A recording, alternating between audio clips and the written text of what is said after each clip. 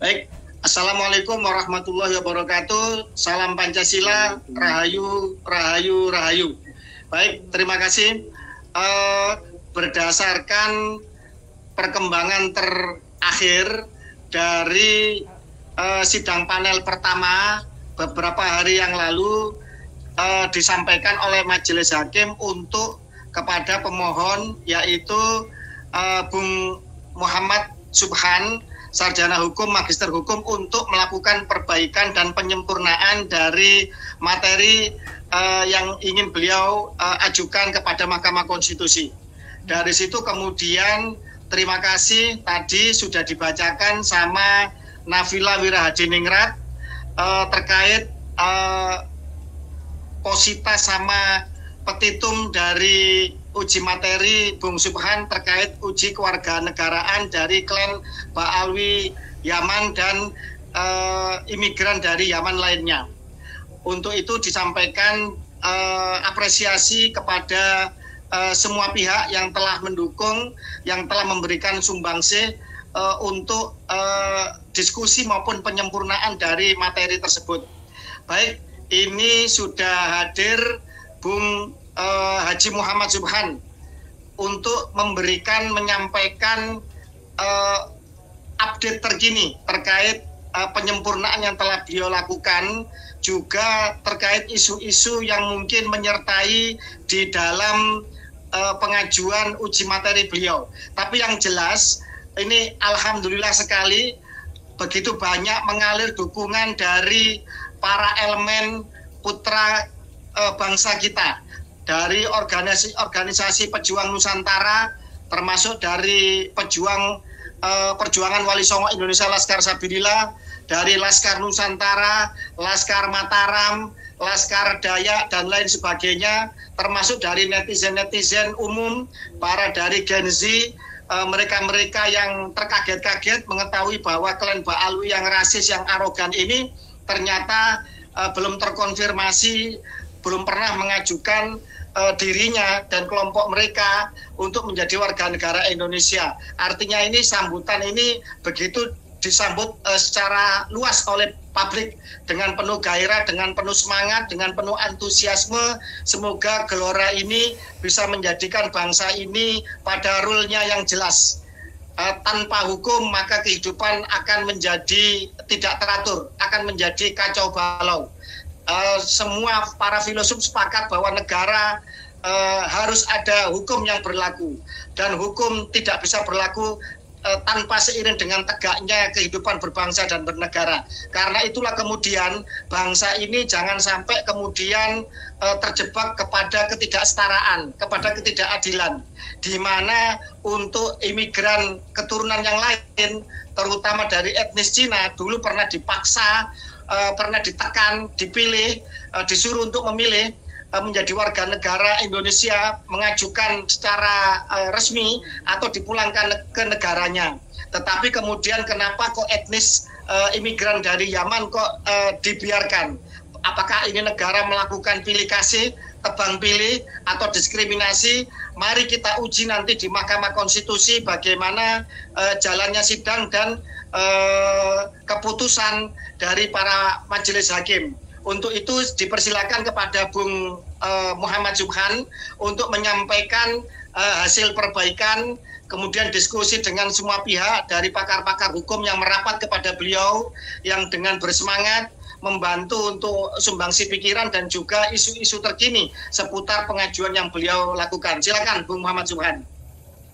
Oke, terima kasih. Assalamualaikum warahmatullahi wabarakatuh. Waalaikumsalam. Sahabatku semua, terima kasih atas paling tidak dukungan moral adanya uji materi undang-undang ini. Jadi gini, menurut hakim mahkamah harus diperbaiki beberapa hal, terutama di dalam materi pokoknya dan kerugian pihak pemohon, kerugian konstitusionalnya apa. Nah, saya uraikan dulu. Kerugian secara konstitusional yang kami alami adalah dengan diikut sertakannya orang bangsa lain yang tidak memiliki pengesahan undang-undang, itu otomatis saya pemohon dirugikan. Kenapa? Kita yang warga negara asli, warga negara Indonesia, seharusnya mendapat kesempatan. Tapi kenapa orang lain yang menjadi kesempatan? Itu adalah rugi. Nah, rugi itu dijamin oleh undang-undang, kerugian itu nggak boleh ada. Karena pasal 28 itu sudah menyatakan bahwa yang dapat ikut serta dalam pemerintahan itu hanya warga negara. Sementara orang-orang lain itu yang tidak memiliki pengesahan itu statusnya orang asing atau imigran atau pendatang, apalah itu, bukan warga negara Indonesia.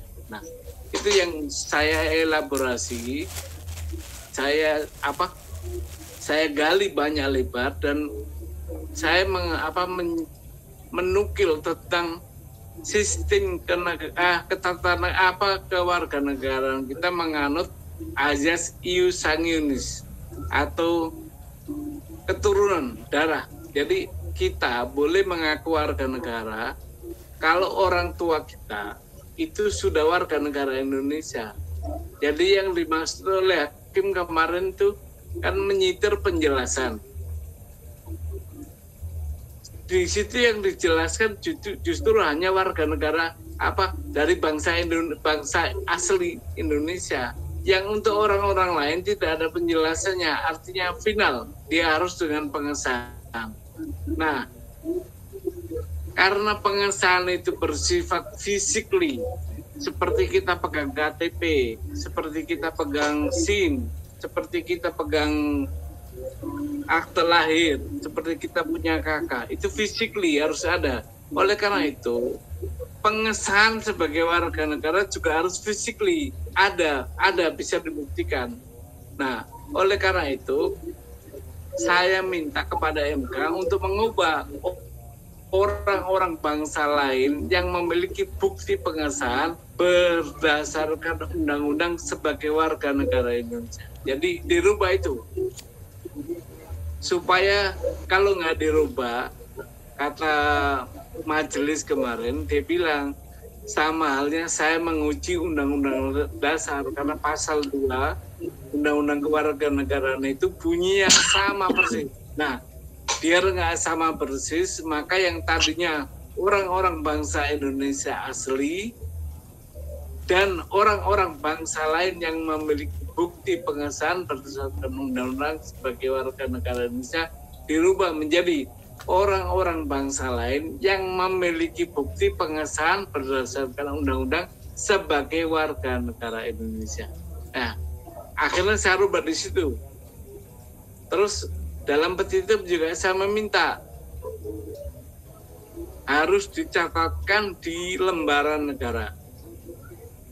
Nah, ini semua saya lakukan, saya padu-padankan dengan kenyataan yang pernah ada, bahwa orang bangsa lain di Indonesia, baik Arab, Cina, itu harus tunduk pada undang-undang dasar. Mereka itu disebut peranakan, harus mendapat perlakuan yang sama. Semua peranakan harus dianggap sebagai orang bangsa lain. Kenapa disebut peranakan? Itu Mr. Supomo dalam penjelasan UUD 45 yang asli itu bilang peranakan yang disebut peranakan yaitu orang keturunan. Nah, dia itu bisa atau dapat menjadi warga negara kalau mempunyai pengesahan.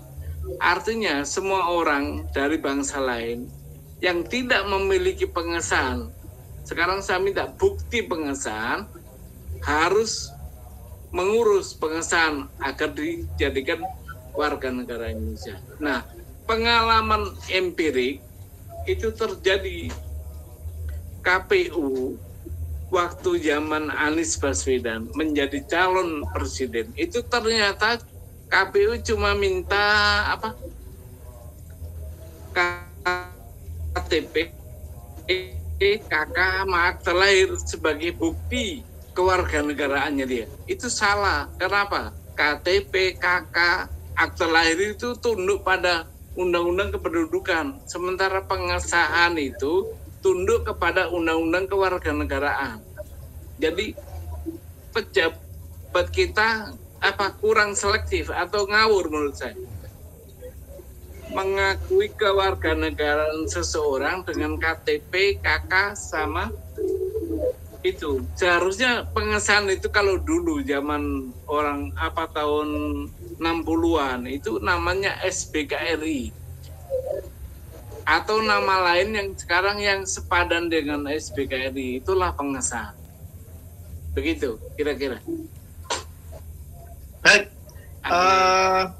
tadi saya baca sekilas ada panjenengan memberikan 2 contoh konkret, misalkan terkait naturalisasi para pemain sepak bola yang akhir-akhir ini booming, viral beritanya, dan betul-betul bisa merubah wajah persepak bolaan kita secara instan dari sisi kualitas permainan. Semoga jangka panjang bisa menjadi momentum terkait kebangkitan sepak bola nasional, bahwa dengan pemain-pemain peranakan yang kemudian dinaturalisasi ini minimal bisa membawa kita menuju ke pentas Piala Dunia.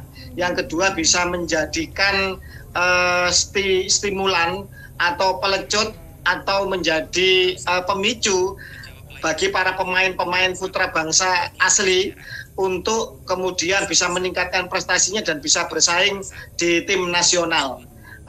Terkait masalah hal tersebut, itu kalau nggak salah Bung Subhan, itu FIFA itu mensyaratkan bahwa mereka yang bisa dinaturalisasi adalah 3 generasi ke atas. Jadi misalkan Kapten Timnas ya, Jai Ipses itu punya ayah, kakek atau nenek ya yang berdarah pribumi. Tapi karena dia campuran atau peranakan, maka tetap dia harus melakukan proses pengajuan untuk menjadi warga negara Indonesia. Dan itu prosesnya juga karena ini keputusan politik dibantu oleh DPR dan kemudian Kemenpora dan juga menjadi atensi dari kepala negara, akhirnya bisa dipersingkat dan dipercepat. Semacam itu. Artinya untuk menjadi pemain sepak bola saja itu mempunyai proses yang demikian rumit dan panjang dengan administrasi yang lengkap. Terakhir ada 4, Emil Audero, Dean James, terus kemudian siapa lagi ya, Joe Palupesi, siapa lagi itu, ada lagi. Nah itu menyatakan bahwa untuk menjadi warga negara Indonesia ternyata administrasinya sangat banyak dan rumit. Artinya pemain sepak bola saja, sekelas pemain sepak bola yang ini untuk prestasi di bidang sepak bola, khusus olahraga sepak bola, yang ini demikian rumit dan panjang proses pengajuannya, walaupun dibantu oleh keputusan-keputusan politik.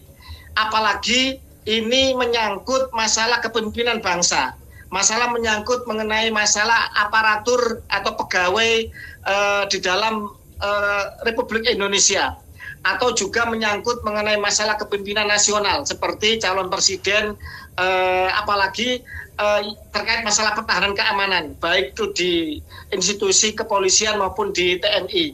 Artinya yang bersifat lebih strategis ini juga harus lebih, validasinya juga harus lebih ketat, prosesnya juga harus lebih harus lebih detail seleksinya. Jangan hanya kemudian istilahnya selonong boy saja, mentang-mentang lama tinggal di Indonesia, beranak pinak di Indonesia, terus kemudian megang KTP dan KK Indonesia, kemudian tiba-tiba mereka begitu mudahnya untuk menjadi pejabat publik atau kemudian menjadi ASN misalkan. Nah itu salah satu yang posita yang saya baca tadi dari panjenengan seperti itu. Itu yang pertama. Yang kedua terkait mengenai masalah kenapa kok dulu etnis Cina itu disuruh memilih. Bahasanya sebenarnya lebih pada ada pressure ya, ada penekanan. Kalau kemudian mereka tidak mengajukan kewarganegaraan, mereka akan dipulangkan, begitu. Itu untuk etnis Cina. Kenapa untuk yang etnis dari imigran Yaman ini itu kok kemudian begitu permisif? Itu positif yang saya baca. Artinya ada studi kasus yang melatar belakangi petitum panjenengan. Begitu. Monggo dijelaskan, Mas Subhan. Gini, iya betul. Karena dalam undang-undang kewarganegaraan itu ada yang dulu-dulu yang sejak merdeka itu sebenarnya mereka ditunggu untuk menjadi warga negara, bahkan sampai berganti berapa, ada 5 undang-undang kewarganegaraan. Mereka ditunggu warga negara bangsa lain yang ada di Indonesia itu ditunggu untuk menjadi warga negara, tapi nggak ada juga, kecuali ya yang banyak orang Cina tadi. Itu pun terjadi pada setelah undang-undang kewarganegaraan tahun 58. Begitu. Nah, orang-orang Arab, menurut dugaan saya ini, dia itu tidak mengakui kemerdekaan kita, maka dia tidak mau menjadi warga negara Indonesia. Itu. Jadi kalau ada klaim dia menjadi pahlawan kemerdekaan, menjadi ikut perang kemerdekaan, itu bohong. Karena gini, mereka itu pengen ikut Belanda supaya di nomor 2-kan terus statusnya sebagai bangsa gitu loh. Jadi orang-orang Arab ini cenderung tidak mengakui kemerdekaan kita. Jadi kalau ada klaim dia yang berjuang, dia yang berdarah-darah, itu bohong. Oke, jadi gini, gitu. Baik, itu bisa diterima secara akal sehat. Jadi secara logis, kalau kemudian orang-orang bangsa peranakan ini betul-betul ingin ikut kepada Republik Indonesia dan mendukung kemerdekaan, harusnya mereka tanpa disuruh pun, mereka ketika ada seruan, mereka berbondong-bondong untuk mengajukan kewarganegaraan karena ingin menjadi betul-betul 100% warga negara Indonesia. Artinya tidak bercabang-cabang pemikirannya. Tidak kemudian punya pikiran mau ikut Belanda atau masih berharap kembali ke negeri leluhurnya. Kan begitu. Ternyata kalau nggak salah tahun 1947 dan tahun 1958, 2 kali ya. 2 kali bangsa ini memberi kesempatan mereka, menawarkan mereka, bahkan kemudian menghimbau untuk mengajukan kewarganegaraan, tetapi di 2 kesempatan itu mereka abai. Dan saat inilah kemudian bangsa ini ingin meluruskan sejarahnya, ingin meluruskan status kewarganegaraan mereka, dan menagih janji. Apakah benar engkau memang benar-benar ingin menjadi warga negara Indonesia dan setia kepada Republik ini, setia kepada tanah air ini, dan betul-betul mendukung kemerdekaan kita sebagai sebuah bangsa. Kalau ini kemudian diabaikan lagi, maka kita patut bertanya secara besar, apakah betul mereka betul-betul mencintai negeri ini? Apakah betul-betul mereka ingin menjadi bagian dari kebinekaan kita di negeri ini? Lah, ternyata kemudian dari klan Ba'alwi terutama ya, dari imigran Yaman yang digarisbesarkan sebagai imigran keturunan Arab, walaupun secara genetis DNA mereka bukan orang Arab gitu ya. Itu ternyata mereka melanggengkan suatu supremasi kelas. Mereka ingin memuliakan rasnya di atas ras pribumi Nusantara dengan serangkaian perbudakan spiritual yang berujung kepada kapitalisasi agama, dan ini berbahaya bagi kehidupan kebangsaan ini, berbahaya bagi Pancasila, berbahaya bagi NKRI, berbahaya bagi Bhinneka Tunggal Ika. Dan terima kasih kepada Mas Subhan dan juga seluruh para pejuang Nusantara, para netizen yang masih peduli dan cinta kepada bangsa ini, bahwa ini bukan hal yang biasa-biasa saja, ini bukan hal yang remeh-temeh, tetapi hal yang sangat penting, strategis, krusial bagi kehidupan bangsa ini, tidak saja pada hari ini, tetapi untuk ke depan nanti. Diuji bangsa ini, apakah orang-orang yang tinggal di negeri ini betul-betul tulus ingin menjadi bagian dari keluarga besar dalam konteks warga negara Indonesia itu sendiri. Begitu. Lah, terus kemudian begini Mas Subhan, apakah kemudian adanya seolah-olah ya, dalam tanda kutip, diskriminasi ketika etnis Cina itu ditekan untuk memilih kewarganegaraan, sementara untuk warga negara Arab diabaikan, apakah ini bisa menjadi pertimbangan bagi majelis hakim untuk istilahnya secara logis, secara secara equal ya, untuk bisa menjadi pertimbangan kuat untuk mengabulkan permohonan panjenengan. Kira-kira bagaimana menurut analisa panjenengan? Gini, menurut analisa saya, ini MK wajib mengabulkan. Kenapa? Sudah terjadi semacam itulah diskriminasi antara Arab terutama ya dengan orang-orang Tionghoa ini. Karena nggak boleh negara berlaku begitu. Dan itu justru merugikan kita sebagai pribumi. Kenapa? Kesempatan kita bersaing dengan mereka kalah. Apalagi mereka yang klan Ba'alawi itu mengaku keturunan Nabi. Udah, kita inferior banget di hadapan mereka. Nah, makanya tolong disebarkan sebuah konklusi yuridis bahwa klan Ba'alawi ini sampai kapanpun dia tidak akan menjadi warga negara Indonesia kecuali Undang-Undang Dasar 1945 pasal 26 ayat 1 di amandemen. Kedua, orang-orang klan Ba'alawi ini mengajukan diri sebagai warga negara Indonesia dan mendapat pengesahan. Hanya itu. Jadi andai kata nanti permohonan saya tidak dikabulkan, bukan berarti klan Ba'alawi itu bangsa Indonesia, bukan. Tetap dia WNA. Karena apa? Udah terkonfirmasi oleh Undang-Undang Dasar dan Undang-Undang bahwa dia dia adalah dari bangsa lain. Dan dia tidak memiliki pengesahan, maka dia orang asing. Itu, tolong dibantu sebarkan ke masyarakat bahwa sampai kapanpun orang klan Ba'alawi di Indonesia tidak akan menjadi warga negara Indonesia kecuali Undang-Undang Dasar pasal 26 ayat 1 di amandemen.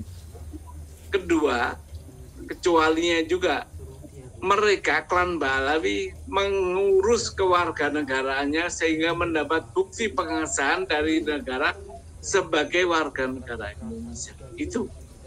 Oke, baik. Para pemirsa sebangsa dan setanah air, itu konklusi hukum yang harus kita sebarluaskan. No viral, no justice.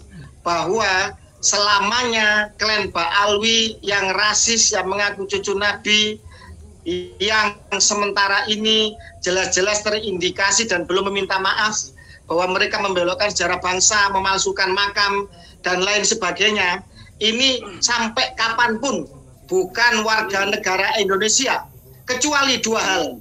Yang pertama, bahwa pasal 26 ayat 1 Undang-Undang Dasar 1945 di amandemen tentang definisi kewarganegaraan. Itu yang pertama. Yang kedua, mereka bisa menjadi warga negara ketika mereka benar-benar berproses mengajukan dirinya untuk menjadi warga negara Indonesia. Tanpa dua hal itu, apapun yang terjadi hingga langit runtuh sekalipun, klan Ba'alawi bukan warga negara Indonesia. Oke, itu konklusi hukum yang jelas, dan mari kita sebarluaskan kepada seluruh anak bangsa, kepada seluruh elemen, kepada seluruh pribumi Nusantara maupun keturunan non-pri peranakan termasuk dari etnis Cina dan lain sebagainya yang mereka terbukti telah mengajukan kewarganegaraan. Artinya mereka juga berhak mempertanyakan, kenapa kok kami dulu dipaksa disuruh milih, sementara mereka klan-klan dari imigran Yaman ini dibiarkan begitu saja. Ini juga menjadi pertanyaan dari semua pihak, terutama dari peranakan yang dulu disuruh untuk memilih menjadi warga negara Indonesia atau dipulangkan kembali ke negara asalnya, yaitu Cina. Terima kasih.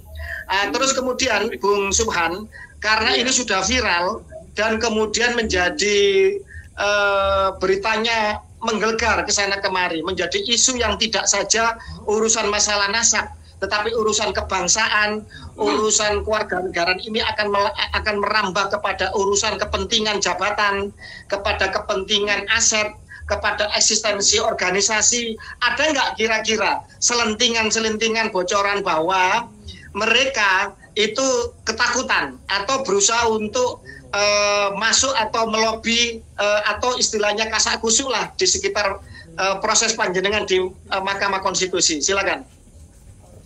Baik, jadi saya mendengar info halus dari Ordal MK, ada beberapa Habib yang ingin menjadi pihak ketiga dalam perkara ini. Nah, bagus, menurut saya itu bagus, konstitutif gitu loh. Jadi nanti permohonan saya ini malah diuji dengan kehadiran dia. Tapi kalau dia lewat pintu belakang, nah saya nggak terima tuh.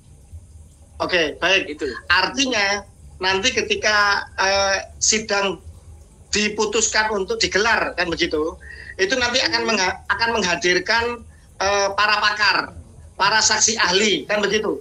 Bisa dari kementerian, bisa dari legislator, demikian, kan begitu. Bisa juga dari akademisi, pakar-pakar hukum yang lain, kan demikian. Artinya ketika kemudian, artinya ketika klien Mbak Alwi ingin nimbrung untuk menjadi saksi yang dihadirkan, maka ini bagus sebenarnya, bagus, karena akan terjadi perdebatan secara hukum, secara konstitusional, kan begitu. Nah, ini kita harapkan bersama, moga-moga itu terjadi. Karena apa? Terjadi suatu perdebatan yang sehat dalam kerangka hukum yang jelas. Kecuali mereka melakukan pendekatan di bawah meja atau di belakang layar. Ya ini yang harus dikawal oleh seluruh segenap warga bangsa Indonesia. Jangan sampai hal-hal itu terjadi. Dan saya yakin Mahkamah Konstitusi adalah orang-orang yang teruji, terpilih, yang punya kapasitas dan integritas yang tidak akan mudah untuk menggadaikan bangsa ini untuk kepentingan-kepentingan sesaat. Saya yakin itu. Silakan Mas Suhan. Ya, jadi gini, dalam uji ini karena yang digugat, yang dimohonkan adalah undang-undang, maka yang dipanggil oleh MK adalah pembentuk undang-undang dan pelaksana undang-undang. Apa itu? Legislator dan eksekutif, DPR dan pemerintah biasanya yang hadir. Nah, terus habis itu dipanggillah ahli untuk menjelaskan ini. Kalau ada pihak ketiga yang masuk menjadi interven atau menjadi pihak ketiga, ya monggo. Nah, saya dengar ada itu beberapa Habib yang dimotori oleh anggota dewan. Yang jadi Habib yang jadi anggota dewan. Gitu. Oke. Baik, ini bocoran yang penting. Mari kita kawal bersama, mari kita waspadai bersama, dan mari kita pantau bersama. Kita tahulah siapa Habib-Habib yang ada di anggota DPR RI ya. Ada dari PKS, ada dari PKB, dan mungkin partai-partai yang lain yang tidak perlu kita sebutkan namanya atau partainya. Yang jelas telah terjadi pendekatan, dan ini bagus dalam ranah konstitusi, bagus sekali. Dan karena apa mereka melakukan itu? Ya wajar, karena ini juga akan menyangkut terkait masalah jabatan, aset, dan organisasi mereka. Nah, itu baik. Terima kasih. Nah, closing statement, Mas Suhan, closing statement. Karena ini sudah cukup lama. Apa yang mau disampaikan? Closing statement, silakan. Saya membuat closing statement bahwa warga negara Indonesia harus bersatu untuk mendukung ini. Karena ini adalah pertaruhan antara warga negara dan orang dari bangsa lain. Nah, kalau kita ingin menjadi warga negara yang utuh sesuai Undang-Undang Dasar, wajib mendukung ini. Karena kenyataannya telah banyak orang dari bangsa lain yang tidak memiliki pengesahan sebagai warga negara diajak atau mendaftar menjadi ikut serta dalam pemerintahan Indonesia. Ini bahaya. Betapa bahayanya dia. Makanya undang-undang memagari bahwa yang ikut dalam pemerintahan itu hanya warga negara. Siapa warga negara?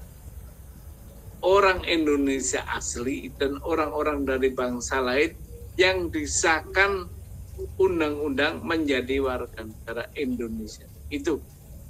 Baik. Terima kasih.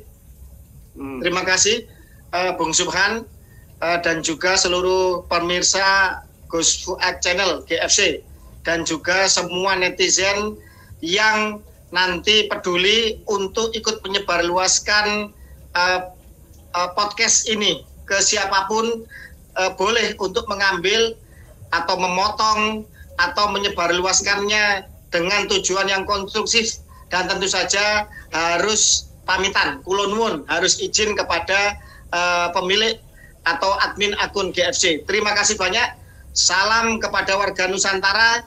Semoga ini bisa diviralkan dan disebarluaskan dan menjadi perhatian dari semua publik, pakar hukum, akademisi, baik dari legislator maupun eksekutif kita, bahwa masih ada suatu masalah kebangsaan terkait suatu klan yang sudah berapa kali ditawari untuk menjadi warga negara tetapi diabaikan. Terindikasi bahwa mereka sejak dahulu tidak pernah mendukung kemerdekaan bangsa, dan dibuktikan hingga alam Indonesia merdeka sudah lebih hampir mendekati menuju ke 100 tahun Indonesia merdeka. Mereka masih bukan menjadi warga negara kita, justru enak-enakan di Nusantara. Mereka seolah menjadi majikan dari pribumi Nusantara, mengembangkan segregasi kelas, mereka menjadi rasis, mereka melakukan banyak klaim dan kejahatan di Nusantara kita. Mari kita kawal bersama. No viral, no justice. Merdeka, merdeka, merdeka. Wassalamualaikum warahmatullahi wabarakatuh. Rahayu, rahayu, rahayu Nusantaraku. Terima kasih.